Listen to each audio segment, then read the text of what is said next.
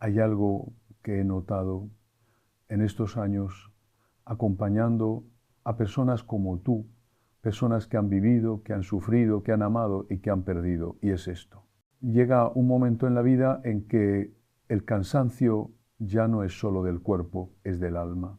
No es que te duelan las rodillas o que te cueste subir las escaleras, es que te pesa el corazón con recuerdos que no sanan, con preocupaciones que no cesan, con miedos que parecen crecer con los años en lugar de disminuir. Y hoy quiero hablarte precisamente de eso, de ese cansancio profundo que casi nadie menciona, pero que todos sentimos, y de cómo encontrar el descanso verdadero, no el del cuerpo, sino el del espíritu. Porque si hay algo que he aprendido escuchando a tantas personas mayores, es que lo más difícil de cargar no son los años, sino todo aquello que hemos ido acumulando en el camino y que no hemos sabido soltar. Hace unos meses conocí a una señora de 78 años, se llamaba Rosa, y me dijo algo que se me quedó grabado. Me dijo: padre, yo pensaba que a esta edad ya habría aprendido a vivir en paz, pero mire usted, me preocupo más ahora que cuando tenía 30 años. Me preocupo por mis hijos que ya son adultos, me preocupo por mis nietos, me preocupo por el dinero aunque tengo lo suficiente, me preocupo por mi salud, me preocupo hasta de cosas que todavía no han pasado, y lo peor es que siento que he desperdiciado tantos años preocupándome que ya no sé cómo vivir de otra manera. Cuando Rosa terminó de hablar, sus ojos estaban húmedos, y yo pude ver en ella algo que he visto en tantos otros: el agotamiento de quien ha pasado la vida luchando contra fantasmas, cargando bultos invisibles, resistiéndose a lo que es y aferrándose a lo que ya no puede ser. Y es que la vida, amigo mío, amiga mía, tiene una manera curiosa de enseñarnos. Cuando somos jóvenes creemos que la felicidad consiste en conseguir cosas, en acumular, en controlar, en hacer que las cosas salgan como queremos.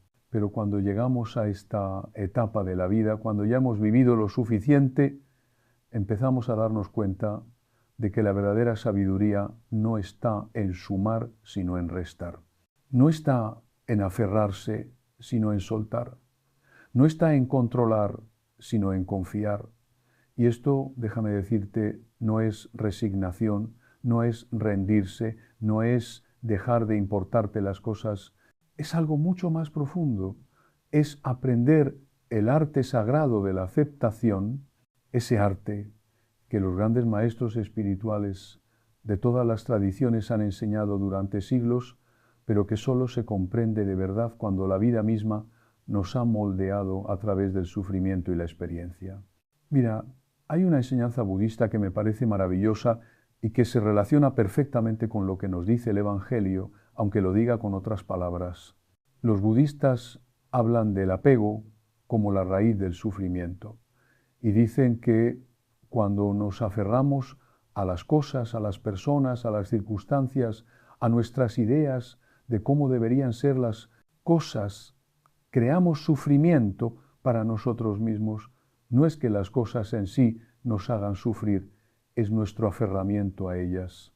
Y Jesús, en el Evangelio, nos dice algo similar cuando nos invita a no preocuparnos por el mañana, cuando nos pide que miremos a los pájaros del cielo que no siembran ni cosechan y sin embargo el Padre Celestial los alimenta, cuando nos recuerda que busquemos primero el reino de Dios y todo lo demás vendrá por añadidura. ¿No es acaso la misma enseñanza? Soltar el control, confiar en algo más grande que nosotros, dejar de aferrarnos con tanta fuerza a lo que creemos que necesitamos. Pero aquí viene lo difícil, y lo sé porque yo mismo he pasado por esto, porque no soy solo un sacerdote que habla desde la teoría, sino una persona que también ha tenido que aprender a soltar, a veces con lágrimas, a veces con rabia, a veces con una sensación de vacío que parecía que me iba a tragar. Lo difícil es que soltar nos da miedo porque pensamos que si soltamos y dejamos de preocuparnos y dejamos de intentar controlar cada detalle, todo se va a desmoronar. Pensamos que nuestra ansiedad es lo único que mantiene las cosas en su lugar, que nuestra preocupación es una forma de amor, que nuestro miedo es una especie de protección. Y créeme que te entiendo, porque he escuchado a madres que no pueden dejar de preocuparse por sus hijos, aunque esos hijos ya tengan 50 años. He escuchado a padres que se atormentan pensando en todos los errores que cometieron en el pasado. He escuchado a personas que no pueden dormir porque están imaginando todas las catástrofes que podrían ocurrir mañana.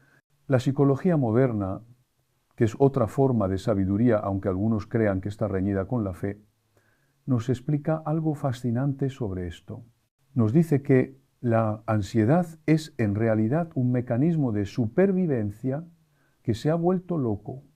En su origen, el miedo era útil, nos ayudaba a escapar de los peligros reales del león que nos perseguía, del precipicio del que podíamos caer. Pero en el mundo moderno, y especialmente cuando llegamos a cierta edad, la mayoría de nuestros miedos no son de leones ni precipicios, son de situaciones imaginarias, de cosas que podrían pasar pero que probablemente no pasarán, de pérdidas que anticipamos, de rechazos que tememos. Y lo curioso es que nuestro cerebro no distingue entre un peligro real y uno imaginario, así que reacciona igual, nos llena de cortisol, nos acelera el corazón, nos pone en estado de alerta constante. Y así vivimos, como soldados en una guerra que nunca termina, aunque la batalla solo esté en nuestra mente. Pero déjame preguntarte algo, y respóndete con honestidad porque estás solo ante ti mismo y ante Dios. ¿De qué te han servido todas esas preocupaciones? ¿Cuántas de las cosas por las que te has atormentado durante años finalmente sucedieron? ¿Y cuántas de las que sí sucedieron pudiste evitarlas por preocuparte? Yo he preguntado esto a cientos de personas y la respuesta siempre es la misma. La preocupación no previene el sufrimiento, solo hace que suframos dos veces, una vez en la imaginación y otra si finalmente sucede lo que temíamos. Es como decía aquel maestro espiritual, he vivido muchas tragedias en mi vida, la mayoría de las cuales nunca sucedieron, y sin embargo seguimos haciéndolo. Seguimos alimentando esa rueda del hámster mental que gira y gira sin llevarnos a ninguna parte. Entonces, ¿qué podemos hacer? Porque no basta con decir no te preocupes, eso lo hemos escuchado 1000 veces, y si fuera tan fácil ya lo habríamos hecho. No, lo que necesitamos es algo más profundo. Necesitamos una transformación de la manera en que nos relacionamos con la vida, con nosotros mismos, con Dios. Y esa transformación tiene que ver con varios movimientos del alma que quiero compartir contigo hoy, varios pasos que he visto funcionar una y otra vez en personas que han logrado encontrar esa paz que sobrepasa todo entendimiento. El primer movimiento es el de la observación sin juicio. Esto viene tanto de la práctica contemplativa cristiana como de la meditación budista, y es algo revolucionario aunque parezca simple. Consiste en aprender a mirar nuestros pensamientos, nuestras emociones, nuestras preocupaciones, sin identificarnos completamente con ellos. Mira, normalmente cuando nos llega un pensamiento de miedo, inmediatamente nos fusionamos con él, nos convertimos en ese miedo, empezamos a creer que ese pensamiento es la realidad. Pero hay otra manera. Podemos aprender a decir, ahí está otra vez ese pensamiento de que algo malo va a pasar. Interesante. Es solo un pensamiento, no es la realidad. Puedo observarlo pasar como quien ve pasar una nube en el cielo. Al principio esto te parecerá raro, artificial, pero con la práctica descubres algo extraordinario. Que tú no eres tus pensamientos, que hay en ti un observador, una conciencia más profunda que algunos llamamos el alma y que puede mantenerse en paz incluso cuando la mente está agitada.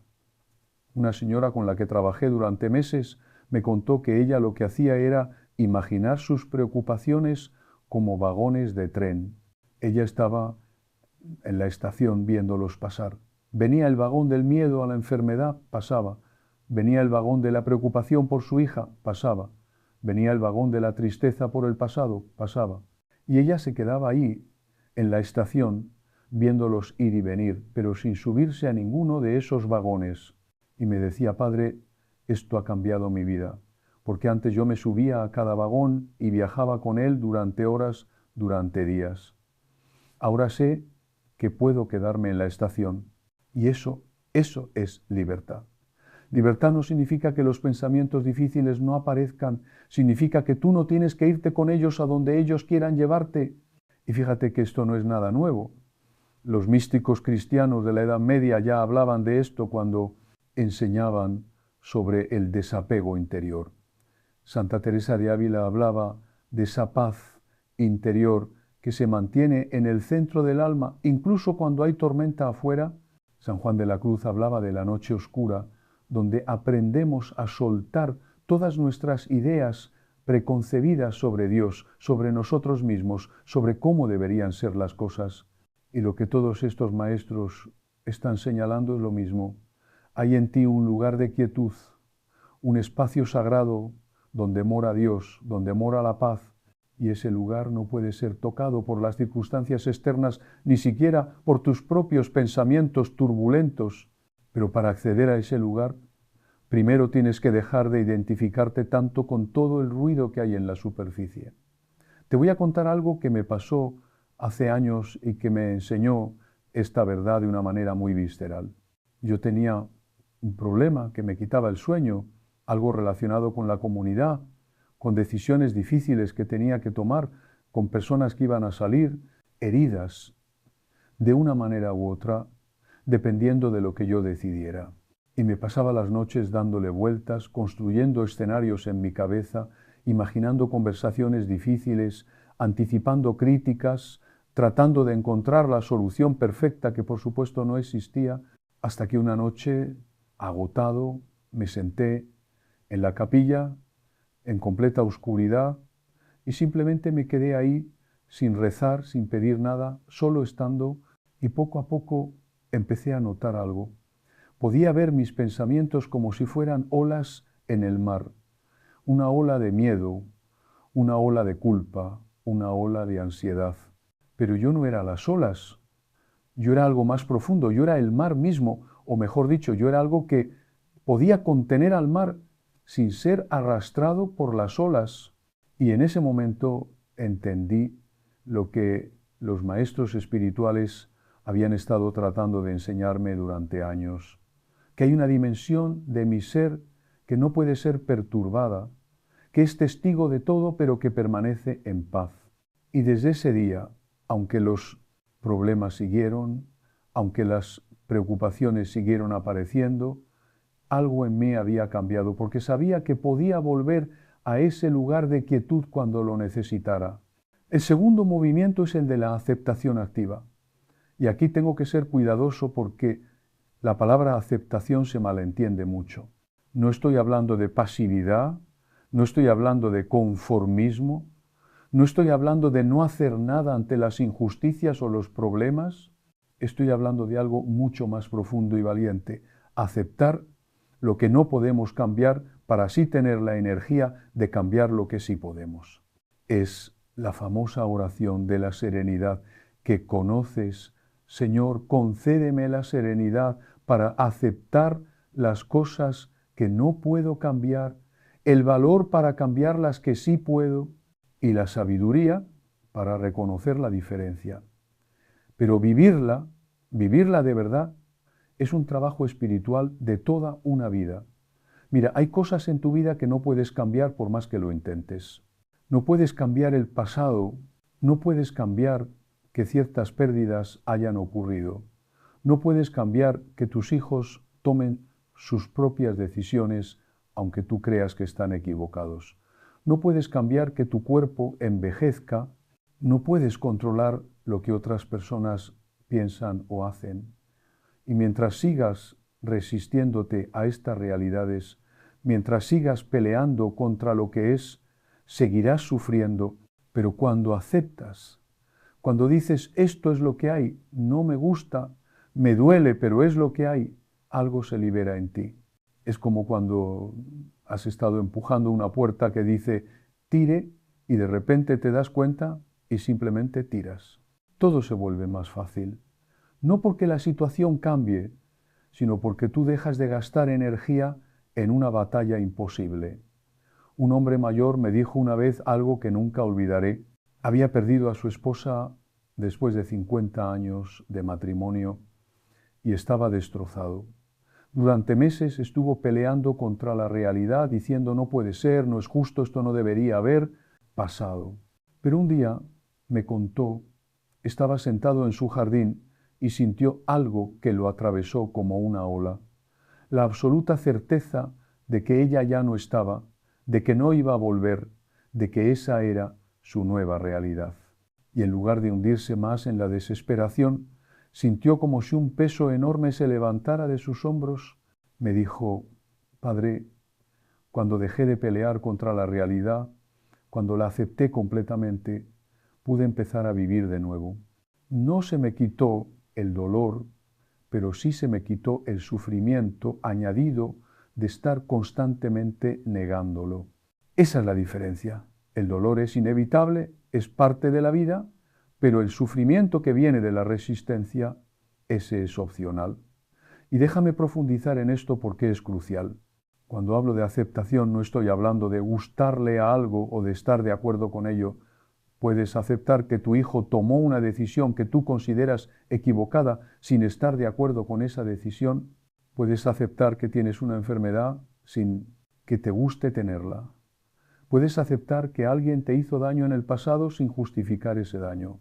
Aceptar es simplemente reconocer la realidad tal como es, sin añadirle capas y capas de resistencia mental, de negación, de esto no debería ser así. Porque cada vez que dices esto no debería ser así, estás viviendo en una realidad paralela, en una fantasía, y mientras vivas ahí no puedes lidiar efectivamente con lo que realmente está pasando. Los psicólogos hablan de esto como la diferencia entre el dolor limpio y el dolor sucio. El dolor limpio es el dolor inevitable de la vida, la pérdida, la enfermedad, la decepción, el envejecimiento.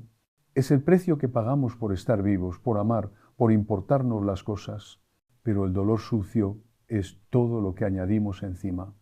La vergüenza por sentir dolor, la rabia porque las cosas no son como deberían ser, la culpa por no haber podido evitarlo, la ansiedad por lo que esto significa para el futuro. Y ese dolor sucio, ese sí podemos soltarlo a través de la aceptación. No vamos a eliminar el dolor limpio, sería absurdo e inhumano pretender que no nos duelen las cosas. Pero podemos eliminar todo ese sufrimiento añadido que viene de nuestra resistencia a lo que es. Hubo una mujer, te voy a contar su historia porque me parece tan ilustrativa, se llamaba Carmen y tenía 62 años cuando la conocí.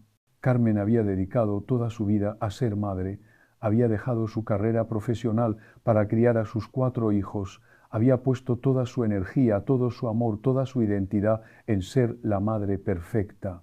Y cuando sus hijos crecieron y se fueron de casa, como es natural que lo hagan, Carmen cayó en una depresión profunda. Pero no solo era la depresión por el síndrome del nido vacío, era algo más complejo. Carmen no podía aceptar que sus hijos ya no la necesitaran como antes, que tomaran sus propias decisiones, que cometieran sus propios errores.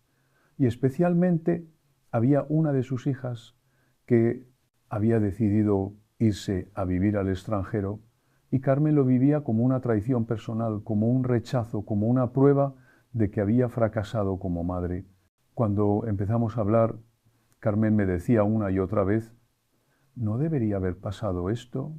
Yo hice todo bien, les di todo mi amor, me sacrifiqué por ellos y ahora, mire, ni siquiera me llaman con frecuencia, viven sus vidas como si yo no existiera. Y yo podía ver cómo ese no debería la estaba matando por dentro. Así que trabajamos durante meses en algo muy simple pero muy difícil. Aceptar que sus hijos eran adultos independientes con derecho a vivir sus propias vidas, aceptar que el rol de madre va cambiando con los años, aceptar que el amor no se mide en llamadas telefónicas o en cercanía geográfica. Aceptar que ella había hecho un buen trabajo precisamente porque sus hijos eran lo suficientemente seguros como para volar lejos del nido. Y hubo un día, me acuerdo perfectamente, en que Carmen llegó con una sonrisa que no le había visto antes y me dijo: «Padre, creo que lo entendí». Estaba viendo unas fotos antiguas de cuando mis hijos eran pequeños y me di cuenta de algo. Cada etapa de su vida ha sido preciosa y cada etapa ha terminado. El bebé que fue mi hijo ya no existe, el niño de 5 años ya no existe, el adolescente ya no existe, y yo no paso el tiempo llorando por esas versiones que ya no están. Recuerdo con cariño esos momentos, pero entiendo que tenían que terminar para que llegara la siguiente etapa. ¿Por qué entonces me estoy resistiendo tanto a que mis hijos adultos sean adultos? Esta también es una etapa, también es preciosa a su manera, y yo puedo elegir disfrutarla en lugar de pasarla sufriendo por lo que ya no es. Y desde ese momento de aceptación, Carmen empezó a transformarse. Empezó a construir una nueva relación con sus hijos, una relación de adulto a adulto, empezó a recuperar intereses propios que había dejado de lado, empezó a vivir su propia vida en lugar de vivir a través de la vida de sus hijos.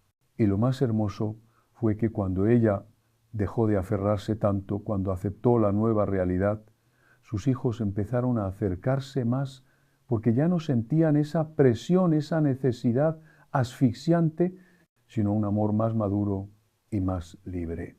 Y esto me lleva a algo importante que quiero que entiendas. Muchas veces nos aferramos a las cosas, a las personas, a las circunstancias, pensando que ese aferramiento es amor, pero en realidad es miedo. Miedo a la pérdida, miedo a la soledad, miedo a que si soltamos nos quedemos vacíos. Pero el verdadero amor, el amor maduro, el amor espiritual, es el que puede sostener sin ahogar, el que puede cuidar sin controlar, el que puede acompañar sin invadir. Y ese tipo de amor solo es posible cuando has aprendido a soltar, cuando has hecho las paces con la impermanencia de todas las cosas, cuando has aceptado que todo en esta vida es prestado, incluso las personas que más amamos.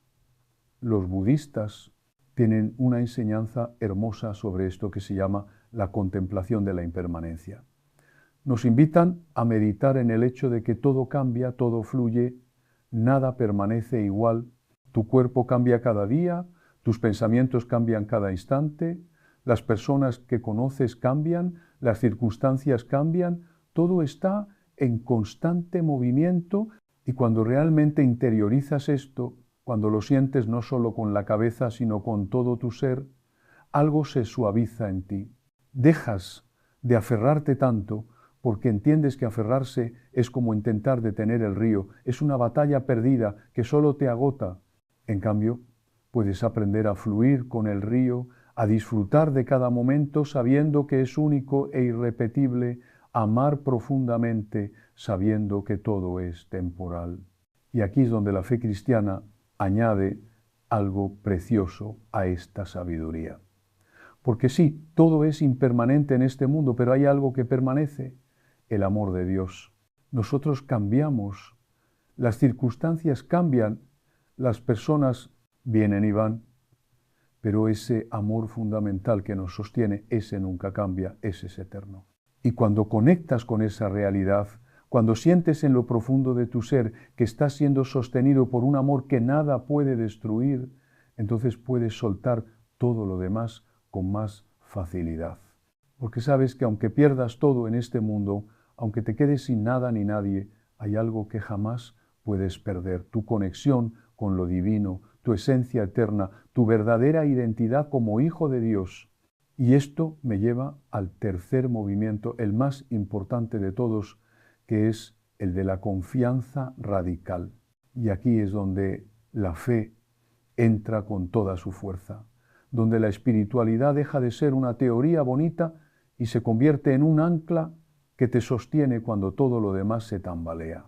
Confiar radicalmente significa creer, no solo con la cabeza, sino con las tripas, con todo tu ser, que hay una inteligencia, un amor, una presencia que sostiene el universo y que te sostiene a ti, que no estás solo, que no estás abandonado, que tu vida tiene sentido incluso cuando no puedes verlo, que hay un propósito más grande aunque se te escape, que estás siendo cuidado incluso en medio del caos. Los cristianos lo llamamos confiar en la providencia de Dios. Los budistas hablan de confiar en el Dharma, en el orden natural de las cosas. Los místicos de todas las tradiciones hablan de entregarse a la voluntad divina. Pero más allá de las palabras, lo que todos están diciendo es esto: suelta el timón, deja de intentar dirigir el barco con tu pequeña fuerza y confía en que hay una corriente más grande que te lleva. Y esto no es fácil, créeme que lo sé, porque requiere un salto de fe, requiere soltar el control que tanto nos gusta tener, requiere humildad para admitir que no tenemos todas las respuestas, que no podemos preverlo todo, que no somos Dios.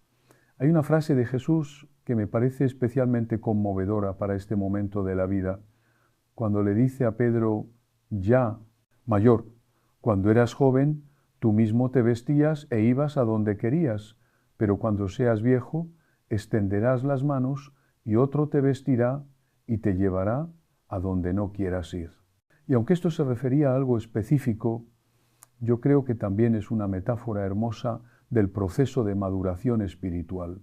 Cuando somos jóvenes queremos vestirnos solos, ir donde queremos, decidirlo todo, controlarlo todo.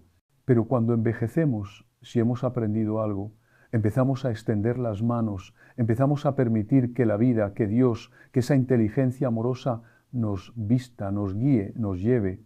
Y al principio da miedo porque nos lleva donde no queríamos ir, por caminos que no habríamos elegido. Pero después descubrimos que esos caminos, precisamente esos, son los que nos llevan a casa, al lugar donde siempre debimos estar.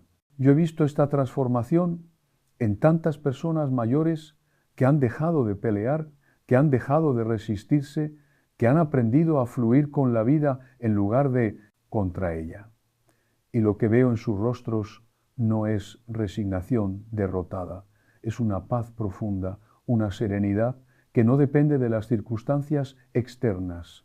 Son personas que han comprendido que la verdadera seguridad no viene de tener todo bajo control, sino de confiar en que incluso cuando las cosas se salgan de control estaremos bien porque hay algo más grande sosteniéndolo todo. Déjame contarte sobre don Manuel, un hombre de 83 años que conocí hace tiempo. Don Manuel había sido un hombre de negocios exitoso, de esos que están acostumbrados a tomar decisiones, a controlar situaciones, a hacer que las cosas sucedan. Pero cuando llegó a la vejez empezó a perder ese control de a poco. Primero tuvo que dejar el negocio por problemas de salud, luego perdió a su esposa, luego empezó a tener problemas de memoria, luego tuvo que mudarse con uno de sus hijos porque ya no podía vivir solo, y cada pérdida de control era para él una agonía, porque toda su identidad había estado construida sobre la idea de ser el que tiene el control, el que resuelve, el que provee. Cuando lo conocí, estaba amargado, resentido con la vida, con Dios, consigo mismo. Me decía, para esto he vivido tanto, para terminar así, dependiendo de otros, sin poder ni siquiera decidir qué voy a comer hoy.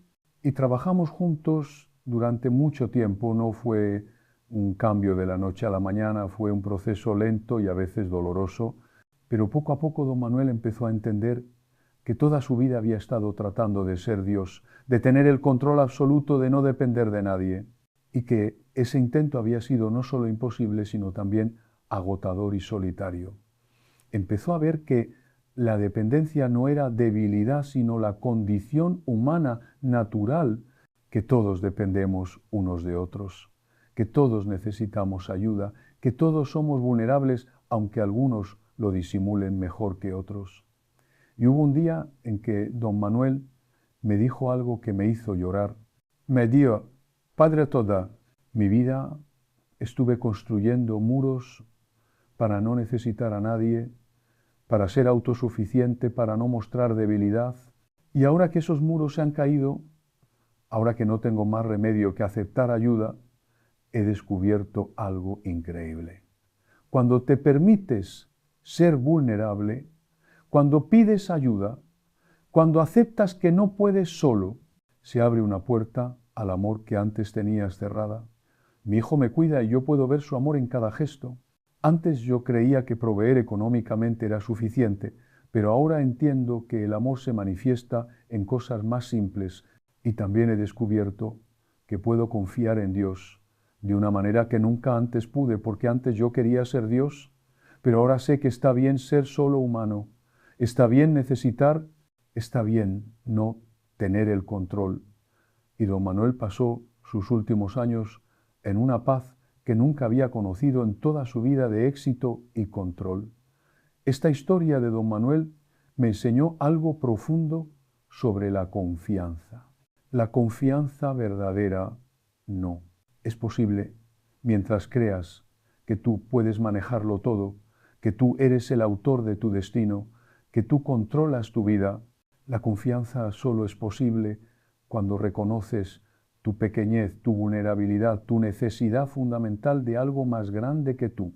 Y eso, paradójicamente, no te hace más débil, sino más fuerte, porque dejas de cargar un peso que nunca fue tuyo y te apoyas en algo infinitamente más sólido que tu propia fuerza. Y quiero ser muy claro en algo. Esto no significa que dejes de hacer lo que puedas hacer, que no vayas al médico, que no cuides de tus seres queridos, que no planifiques o que no seas responsable. No, significa que hagas lo que tengas que hacer desde un lugar de paz interior en lugar de desde un lugar de ansiedad. Significa que actúes no por miedo sino por amor. Significa que distingas entre la preocupación productiva que te lleva a tomar acciones constructivas y la preocupación tóxica que solo te paraliza y te enferma. Y esa distinción, créeme, la vas aprendiendo con el tiempo porque es parte de esa sabiduría que solo da la edad. Hay algo muy hermoso en esa sabiduría que tú tienes y que quizá no valoras lo suficiente. A tu edad ya has visto suficiente para saber que la mayoría de las cosas por las que nos preocupamos no son tan graves como parecen en el momento. Ya has sobrevivido a crisis que en su momento pensaste que te iban a destruir. Ya has visto que la vida continúa, que las heridas sanan aunque dejen cicatrices, que siempre hay un mañana hasta que no lo hay, y cuando no lo hay tú ya no estás aquí para preocuparte por ello. Entonces, ¿por qué no usar esa sabiduría acumulada para vivir con más ligereza estos años que te quedan? ¿Por qué no permitirte finalmente descansar en la confianza de que has hecho lo mejor que pudiste, de que tus hijos van a vivir sus propias vidas como tú viviste la tuya, de que el mundo va a seguir girando con o sin tu ansiedad? Recuerdo a un hombre de 85 años que me dijo con una sonrisa: Padre, he pasado la mayor parte de mi vida preocupándome por cosas que nunca pasaron y tratando de controlar cosas que no podía controlar. Ahora que estoy aquí, cerca del final, me doy cuenta de que todo ese tiempo lo desperdicié. Podría haber disfrutado más, podría haber amado más, podría haber estado más presente, pero bueno, al menos ahora lo entiendo y estos últimos años los estoy viviendo de otra manera. Cada día que despierto le digo a Dios: este día es tuyo, haz con él lo que quieras. Yo solo voy a tratar de estar presente y de ser amable. Y te digo, Padre, que desde que hago eso duermo mejor que nunca. Y ese hombre tenía una luz en los ojos que no he visto en muchas personas más jóvenes. Ahora quiero hablarte de algo que tal vez te sorprenda, pero que es fundamental en este proceso de soltar el perdón. Porque una de las cargas más pesadas que llevamos, especialmente a medida que envejecemos, es el peso de los resentimientos, de las heridas no sanadas, de las cuentas pendientes que tenemos con la vida, con los demás y sobre todo con nosotros mismos. Y si no aprendemos a perdonar, si no aprendemos a soltar esos venenos que llevamos dentro, nunca vamos a conocer la paz verdadera. por más que practiquemos todo lo demás, el perdón es uno de los temas más malentendidos en la espiritualidad. Muchas personas creen que perdonar significa justificar lo que te hicieron, o fingir que no pasó nada, o reconciliarte con quien te dañó. Pero no, el perdón no es nada de eso. El perdón es soltar el veneno que tú mismo has estado bebiendo esperando que envenene a la otra persona. Es liberar a tu corazón de la prisión del resentimiento. Es decidir que ya no vas a permitir que algo que pasó hace años o décadas siga controlando tu presente y arruinando tu paz. Conocí a una señora, se llamaba Beatriz, que llevaba 30 años sin hablarle a su hermana por una pelea que ni siquiera recordaba bien cómo había empezado.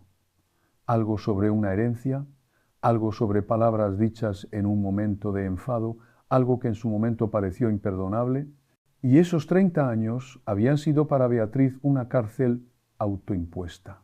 Cada reunión familiar era un tormento, cada Navidad era un recordatorio de esa brecha, cada vez que alguien mencionaba a su hermana sentía que se le encogía el estómago, y lo peor de todo es que su hermana había intentado varias veces tender puentes, pero Beatriz se aferraba a su orgullo, a su razón, a su sentido de justicia ofendida. Cuando empezamos a hablar del tema, Beatriz me dijo, pero es que ella fue la que empezó, ella fue la que dijo cosas horribles, ¿por qué tengo que perdonarla yo? Y yo le pregunté, ¿y cómo te ha ido con no perdonarla esos 30 años? ¿Te ha traído paz? ¿Te ha hecho feliz? ¿Ha cambiado en algo lo que pasó? Y Beatriz se quedó en silencio porque sabía la respuesta. Le dije, el perdón no es un regalo que le das a ella, es un regalo que te das a ti misma. No perdonas porque la otra persona lo merezca, perdonas porque tú mereces paz. Y esas palabras algo removieron en ella. Tardó varios meses más, pero finalmente Beatriz se animó a dar el primer paso.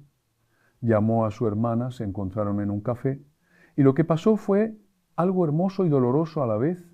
Se abrazaron y lloraron, pidieron perdón ambas, reconocieron que habían sido orgullosas y tercas, que habían dejado que el orgullo les robara 30 años de relación, y cuando Beatriz me contó esto me dijo algo que nunca voy a olvidar.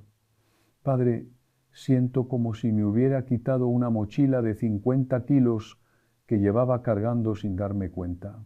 No sabía lo agotador que era mantener ese resentimiento hasta que lo solté. Y en los últimos años de vida de Beatriz pudo disfrutar de la compañía de su hermana, pudieron compartir recuerdos de infancia, pudieron reírse juntas, pudieron acompañarse en la vejez. Todo eso se lo habría perdido si hubiera seguido aferrada a su orgullo. Pero déjame hablarte también del perdón más difícil de todos, el perdón a uno mismo, porque todos, absolutamente todos, llevamos una lista mental de nuestros errores, de nuestras fallas, de las veces que no estuvimos a la altura, de las decisiones equivocadas, de las palabras que dijimos o que no dijimos, de las oportunidades que dejamos pasar. Y esa lista se vuelve más larga y más pesada con los años, porque cuanto más vivimos, más cosas hemos hecho mal.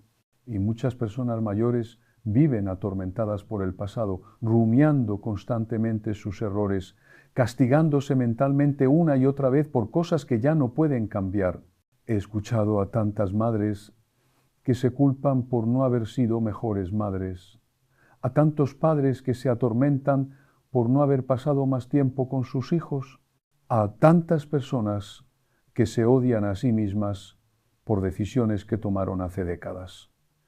Y lo que yo les digo siempre es esto: hiciste lo mejor que pudiste con la persona que eras en ese momento, con la información que tenías, con los recursos emocionales que tenías.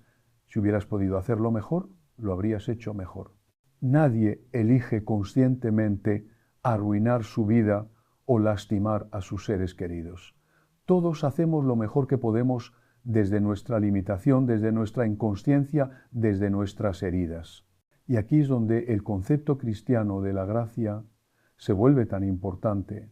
La gracia es ese amor incondicional de Dios que no depende de que tú seas perfecto, que no depende de que lo hagas todo bien, que te acepta y te ama exactamente como eres, con todos tus errores y todas tus fallas. Y si Dios puede perdonarte, si Dios puede amarte a pesar de todo lo que has hecho mal, ¿por qué tú no puedes perdonarte a ti mismo? ¿Por qué tú tienes que ser más duro contigo mismo que lo que Dios es contigo? Hubo un señor, se llamaba Antonio, que vino a verme completamente destrozado porque años atrás había tenido una aventura que destruyó su matrimonio. Su esposa eventualmente lo perdonó y siguieron juntos, pero él no podía perdonarse a sí mismo, se odiaba, se despreciaba, se castigaba mentalmente todos los días, y ese odio hacia sí mismo estaba envenenando su vida presente, estaba arruinando la relación que había logrado reconstruir con su esposa, estaba impidiéndole ser feliz. Le dije: Antonio, tu esposa te perdonó, Dios te perdonó. ¿Cuándo vas a perdonarte tú? ¿Cuándo vas a permitirte ser humano, cometer errores, aprender de ellos y seguir adelante? Y él me decía: pero es que lo que hice fue imperdonable. Y yo le respondí: no hay nada imperdonable para Dios. ¿Por qué habría de haberlo para ti? Tu orgullo es tal que crees que tus errores son más grandes que la misericordia de Dios. Esas palabras le dolieron, pero necesitaba escucharlas. Porque a veces nuestro autoflagelo es una forma de orgullo disfrazado, es creer que nosotros deberíamos ser perfectos, que nosotros no deberíamos cometer errores como las demás personas, pero la humildad verdadera es aceptar que somos limitados, que somos falibles, que vamos a meter la pata y que está bien, que es parte de ser humano. Y desde esa humildad podemos levantarnos, pedir perdón cuando sea necesario, hacer las reparaciones que podamos y seguir adelante sin arrastrarnos el peso de la culpa como una cadena perpetua. Antonio trabajó mucho en esto y eventualmente pudo hacer las paces consigo mismo. No se olvidó de lo que hizo. No minimizó el daño que causó, pero dejó de castigarse por ello. Aprendió la lección, se convirtió en un mejor hombre gracias a ese error y pudo finalmente vivir en paz.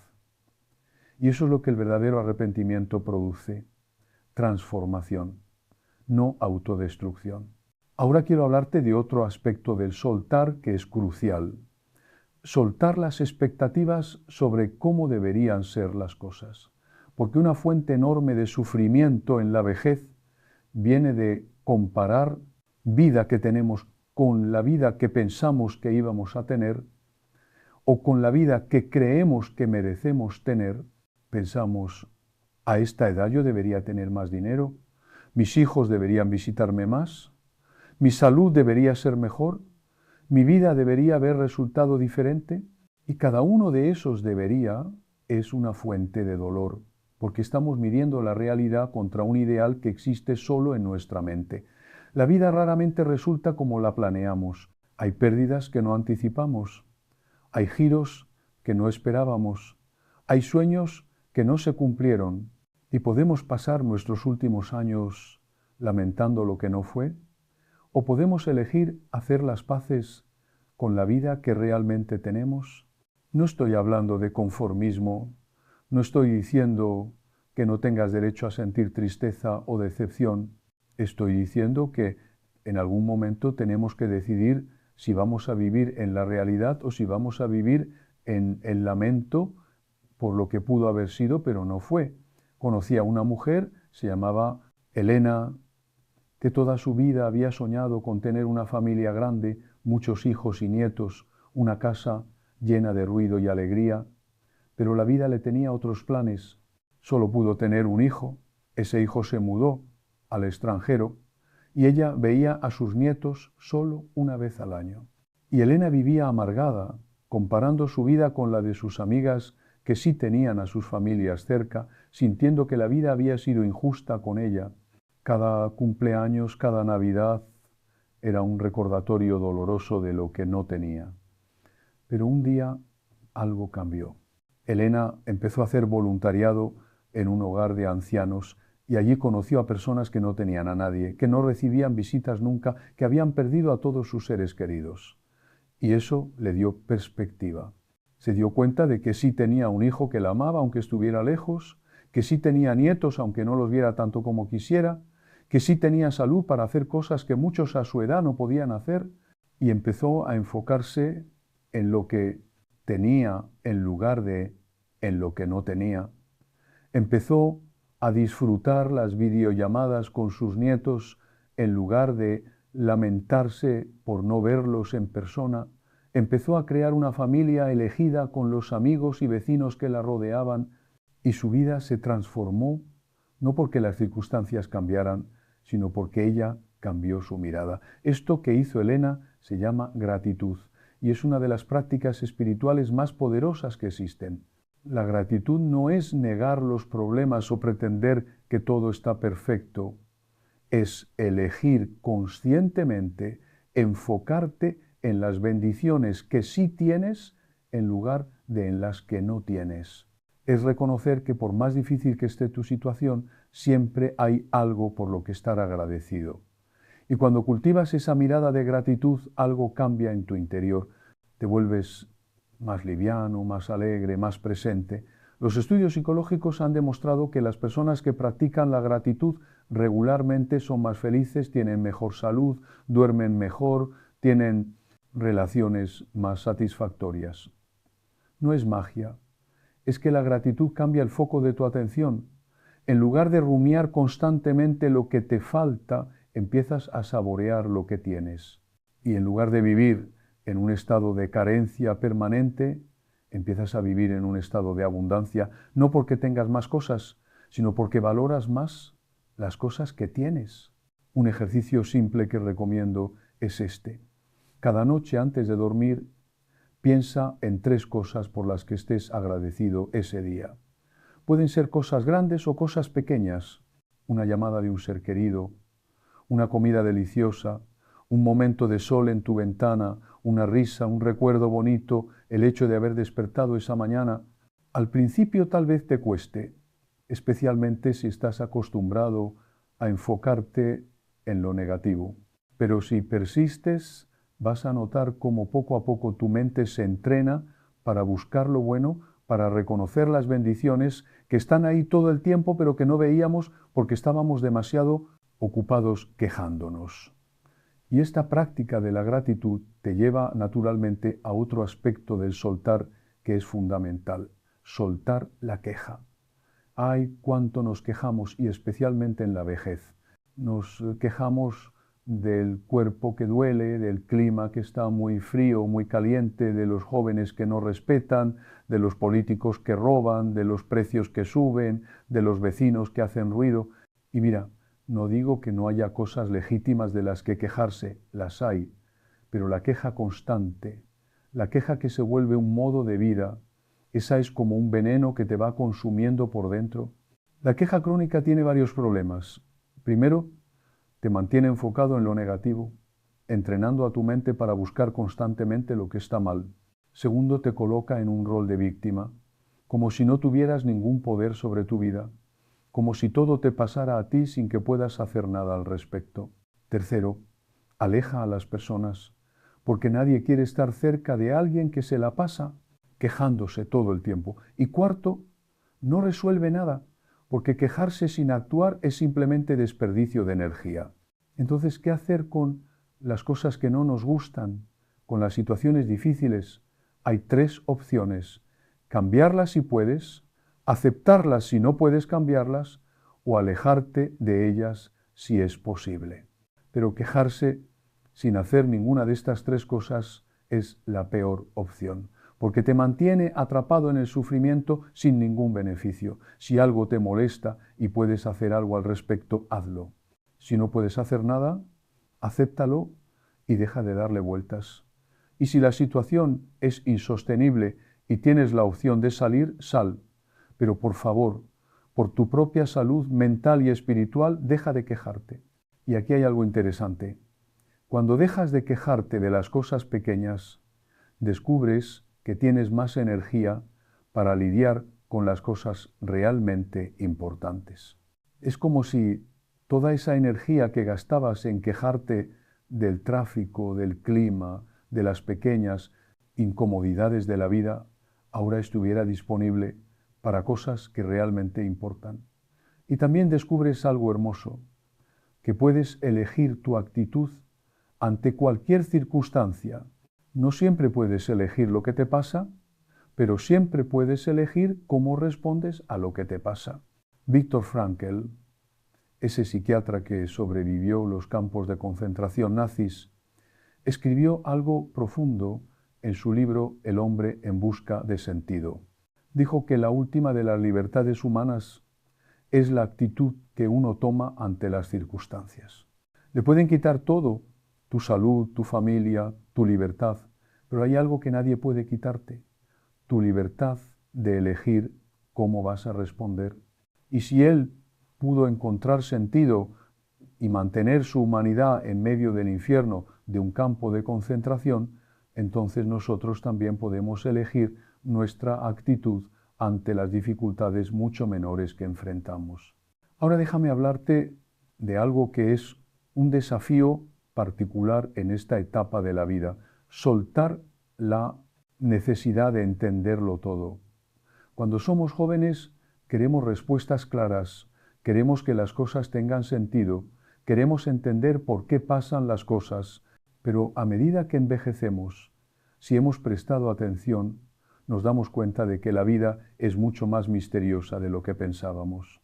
Hay cosas que nunca vamos a entender, preguntas que no tienen respuesta, al menos no respuestas que podamos comprender con nuestra mente limitada. ¿Por qué mueren niños inocentes? ¿Por qué sufren personas buenas mientras que personas malas prosperan? ¿Por qué a veces oramos y parece que Dios no escucha? ¿Por qué nos pasan ciertas cosas y no otras? Estas preguntas han atormentado a los seres humanos desde el principio de los tiempos. Y la verdad es que no hay respuestas fáciles, no hay explicaciones que satisfagan completamente nuestra necesidad de entender, pero aquí es donde entra la fe verdadera, no la fe ingenua que cree que todo tiene una explicación bonita y que todo pasa por una razón que podemos comprender, sino la fe madura, que puede sostener el misterio, que puede convivir con la incertidumbre, que puede confiar incluso cuando no entiende. Es la fe que dice, no sé por qué está pasando esto, me duele, me confunde, me hace cuestionar todo, pero aún así creo que hay un amor más grande sosteniéndome, aún así confío. El libro de Job en la Biblia trata precisamente de esto. Job era un hombre justo que perdió todo, su familia, sus posesiones, su salud, y él preguntaba una y otra vez, ¿por qué? ¿Qué hice mal? ¿Por qué Dios permite esto? Y al final, cuando Dios le responde, no le da las respuestas que Job esperaba. No le explica por qué pasó lo que pasó. En cambio, le muestra la inmensidad del universo.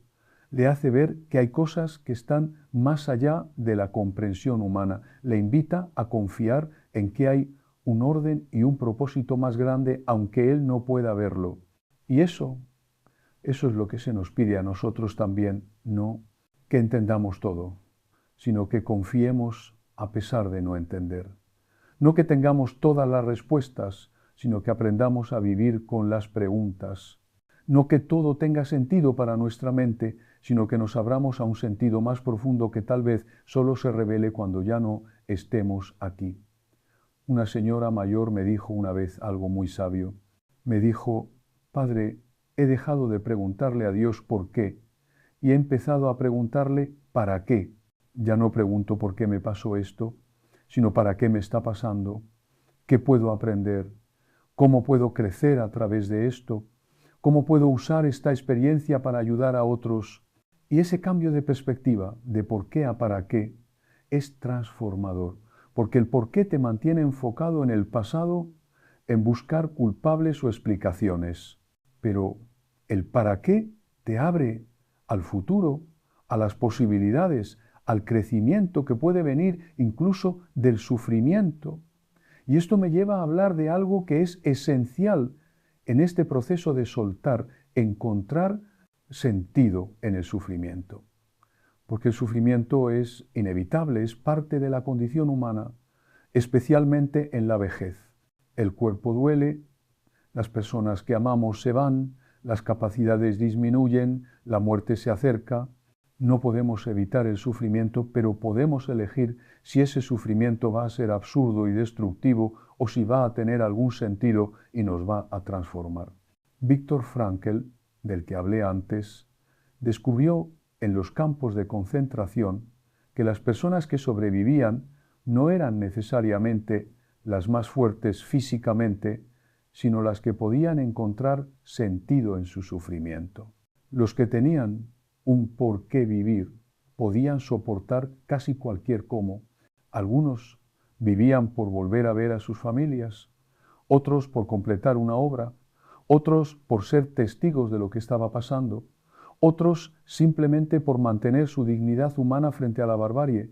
Y nosotros también necesitamos encontrar sentido en nuestro sufrimiento. Tal vez el sentido esté en crecer espiritualmente, en desarrollar compasión, en aprender lecciones que no podríamos aprender de otra manera. Tal vez esté en poder acompañar a otros que están sufriendo porque nosotros ya pasamos por ahí.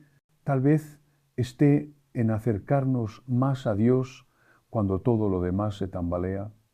O tal vez el sentido no sea algo que podamos formular claramente con palabras, pero que sentimos en lo profundo de nuestro ser. Lo que sí sé es que el sufrimiento que tiene sentido es más llevadero que el sufrimiento absurdo. Por eso es tan importante que encuentres tu propio sentido, tu propia respuesta a la pregunta de ¿para qué estás aquí? ¿Para qué has vivido lo que has vivido? ¿Qué puedes ofrecer con tu experiencia y tu sabiduría acumulada? Y ahora quiero hablarte de algo que tal vez sea lo más difícil de soltar de todo, soltar la vida misma. Porque cuando llegamos a esta edad, la muerte ya no es algo abstracto que les pasa a otros, es una realidad cercana, tangible, inevitable, y podemos pasarnos estos últimos años aterrorizados por ella, negándola, huyendo de ella, o podemos aprender a hacer las paces con ella. En nuestra cultura occidental tenemos una relación terrible con la muerte. La escondemos, la negamos, no hablamos de ella, como si no hablar de ella pudiera evitarla. Pero en otras culturas y en la tradición espiritual cristiana antigua, la muerte se veía de otra manera. Los monjes medievales practicaban lo que llamaban memento mori. Recuerda que vas a morir. No era algo mórbido, era una práctica de sabiduría, porque recordar que vas a morir te ayuda a vivir mejor, te ayuda a poner las cosas en perspectiva, te ayuda a enfocarte en lo que realmente importa.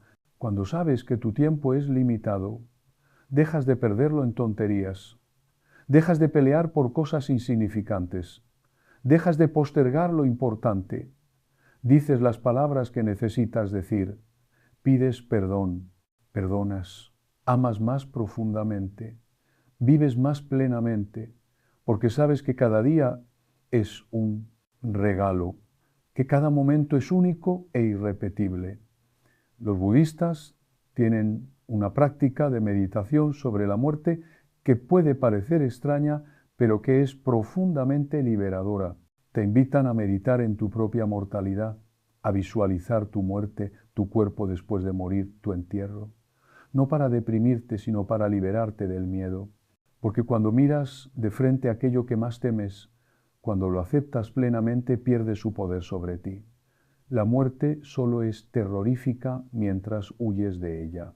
Cuando la aceptas como parte natural de la vida, cuando la integras en tu consciencia, te libera para vivir el presente con más intensidad. Y desde la perspectiva cristiana, la muerte no es el final, es una transición, es un nacimiento a otra forma de existencia. Jesús venció la muerte, nos dice el Evangelio, y nosotros participamos de esa victoria. La muerte ya no tiene la última palabra. Hay algo más allá. Hay una vida que no termina. Hay un reencuentro con aquellos que partieron antes. Hay una plenitud que aquí apenas podemos imaginar. No te estoy pidiendo que dejes de tener miedo a la muerte. Es natural tenerlo, es humano. Te estoy invitando a que no dejes que ese miedo te robe los años que te quedan. Te estoy invitando a que hagas las paces con tu mortalidad para que puedas vivir tu vida con más libertad y más plenitud. Y te estoy recordando que no estás solo en ese paso final, que cuando llegue el momento, la misma presencia que te ha sostenido toda tu vida estará ahí para llevarte a casa. Así que te invito hoy a hacer algo radical, algo que puede cambiar el resto de tu vida, por largo o corto que sea. Te invito a soltar. Suelta el peso de las preocupaciones que no llevan a ninguna parte. Suelta la ilusión de control. Suelta la necesidad de que todo salga como tú quieres. Suelta los resentimientos viejos, los arrepentimientos que ya no puedes cambiar, las expectativas que solo te traen decepción. Suelta la queja constante, la necesidad de entenderlo todo, el miedo a la muerte. Y en ese soltar, en ese vaciarte, vas a descubrir algo maravilloso, que queda lleno de una paz que no depende de nada externo, de una libertad que nadie te puede quitar, de una conexión con lo divino que siempre estuvo ahí esperándote. No tienes que hacer nada extraordinario, solo tienes que empezar a prestar atención a tus pensamientos sin creértelos todos, a aceptar lo que es sin resistirte tanto, a confiar en que hay un amor más grande cuidándote. Y esto se practica momento a momento, respiración a respiración, día a día. No es algo que logras una vez y ya está. Es un camino, es un arte que se va perfeccionando. Pero cada pequeño paso cuenta. Cada momento en que eliges la paz sobre la preocupación es una victoria. Y recuerda esto, tu vida no es un problema que resolver, es un misterio que vivir. Deja de pelear, deja de resistirte y simplemente vive. Vive con el corazón abierto, con las manos extendidas, con la confianza de un niño que sabe que su padre lo cuida. Porque eso es lo que eres, un hijo amado, una hija preciosa de Dios, y nada ni nadie puede cambiar eso. Y ahora, si este mensaje ha tocado algo en ti, si has sentido que estas palabras eran para ti en este momento, te pido algo que va a ayudar a que más personas como tú puedan recibir este tipo de acompañamiento. Suscríbete a este canal porque así YouTube sabrá que estos contenidos son valiosos y los mostrará a más gente que los necesita. Dale like a este vídeo, deja un comentario, aunque sea breve, contándome cómo te ha hecho sentir o qué reflexión te llevas, porque eso ayuda enormemente a que estos mensajes lleguen más lejos. No es vanidad, es que realmente creo que hay muchas personas mayores que están solas, que están cansadas, que están buscando algo de luz, y si entre todos podemos hacer que estos videos les lleguen, estaremos haciendo una obra de amor. Comparte este video con alguien que creas que lo necesita, con ese amigo o familiar que está pasando por un momento difícil, porque tal vez sea justo lo que necesitaba escuchar hoy. Y te dejo con esto, con una última reflexión para que te acompañe en los días que vienen. Descansa en ese amor que te sostiene desde antes de que nacieras y que te seguirá sosteniendo mucho después de que tu cuerpo se haya ido. Descansa en esa paz que está más allá de las circunstancias. Descansa en la confianza de que estás exactamente donde necesitas estar, aprendiendo exactamente lo que necesitas aprender. No estás solo, nunca has estado solo. Y la vida que has vivido, con todos sus altibajos, con todos sus errores y aciertos, ha sido exactamente la vida que necesitabas vivir para traerte hasta aquí, hasta este momento de gracia, en que puedes elegir finalmente soltar y ser libre. que la paz que buscas afuera la encuentres dentro, donde siempre estuvo esperándote, y que el amor de Dios, que supera todo conocimiento, te envuelva, te proteja y te lleve de la mano hasta el final del camino y más allá. Amén.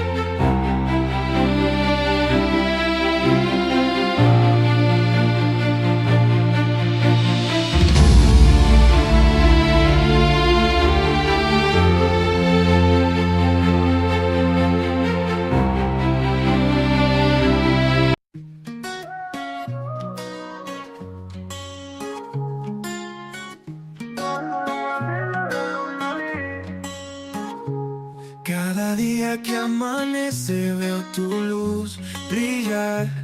En mi corazón florece un deseo de paz sin cesar. Tu sonrisa es mi guía en la tormenta y la calma. Quiero verte siempre feliz, es un anhelo que nace del alma. Que la vida te regale mil razones para reír, que encuentres en cada detalle un motivo para vivir.